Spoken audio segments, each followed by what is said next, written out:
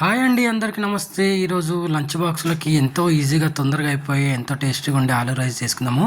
దీనికోసం ఒక పెద్ద ఆలుగడ్డ, ఒక పెద్ద క్యారెట్, పెద్ద పెద్ద ముక్కలు కట్ చేసుకుందాం. క్యారెట్ పొడుగ్గా, ఒక పెద్ద ఆనియన్, ఒక 2 టమాటా, 2 పచ్చిమిర్చి, కరివేపాకు తీసుకుందామండి. హోల్ గరం మసాలా తీసుకుందాం. ఇలాచి, లవంగ, దాల్చిన చెక్క, సాజీరా. ఒక గ్లాస్ బియ్యం ముందే పెట్టుకుందాము. ఫస్ట్ ఒక కుక్కర్ తీసుకొని కుక్కర్లో ఆయిల్ హీట్ చేసుకుందామండి. ఆయిల్ హీట్ అయిపోయిన తర్వాత మనం హోల్ గరం మసాలా ఉంది కదా, ఇది వేసుకొని ఒకసారి ఫ్రై చేసుకుందాము. ఒకసారి ఫ్రై అయిన తర్వాత మనం కట్ చేసి పెట్టుకున్న పచ్చిమిర్చి, కరివేపాకు, ఉల్లిగడ్డ వేసుకొని ఒక్క నిమిషం మగ్గనిద్దామండి. ఉల్లిగడ్డ జస్ట్ కొద్దిగా మెత్తబడిన తర్వాత దీంట్లో పసుపు, అల్లం ఎల్లిగడ్డ వేసుకుందామండి. పసుపు, అల్లం ఎల్లిగడ్డ వేగిన తర్వాత చూడండి, పసుపు, అల్లం ఎల్లిగడ్డ వేసుకొని వేయించుకుందాము. ఇది వేగిపోయిన తర్వాత కొద్దిగా పచ్చివాసన పోయిన తర్వాత మనం కట్ చేసి పెట్టుకున్న ఆలుగడ్డలు, క్యారెట్, టమాటా ఇవి వేసుకుందామండి. వేసుకొని ఒక్కసారి కలిపేసుకుందాము. ఒక్క నిమిషం ఆయిల్లో ఫ్రై చేసుకుందామండి. ఒకసారి కలిపేసుకొని చూడండి, ఒకసారి కలిపేసుకొని ఒక్క నిమిషం ఫ్రై చేసుకున్న తర్వాత దీంట్లో ఒక స్పూన్ కారము, ఒక స్పూన్ ఉప్పు, ఒక స్పూన్ ధనియాల పొడి వేసి చిన్న మంట మీద ఒక 2-3 నిమిషాలు మగ్గనిద్దామండి.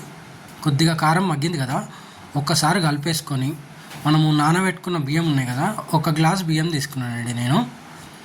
సో ఈ బియ్యం కూడా మనం యాడ్ చేసుకుందాము.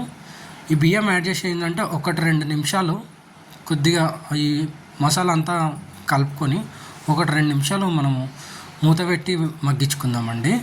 సో బియ్యంలో చెమ్మ పోయి దాకా మనం కలిపేటప్పుడు కొంచెం జాగ్రత్తగా కలపండి, బియ్యం విరిగిపోకుండా. సో ఒకసారి కలుపుకొని దీనికి ఏంటంటే ఒక గ్లాస్ కదా, నేను 2 గ్లాసుల కంటే కొద్దిగా తక్కువనే పోస్తున్నానండి, 1.25 గ్లాసు. సో పొడి పొడిగా వస్తుంది అనమాట.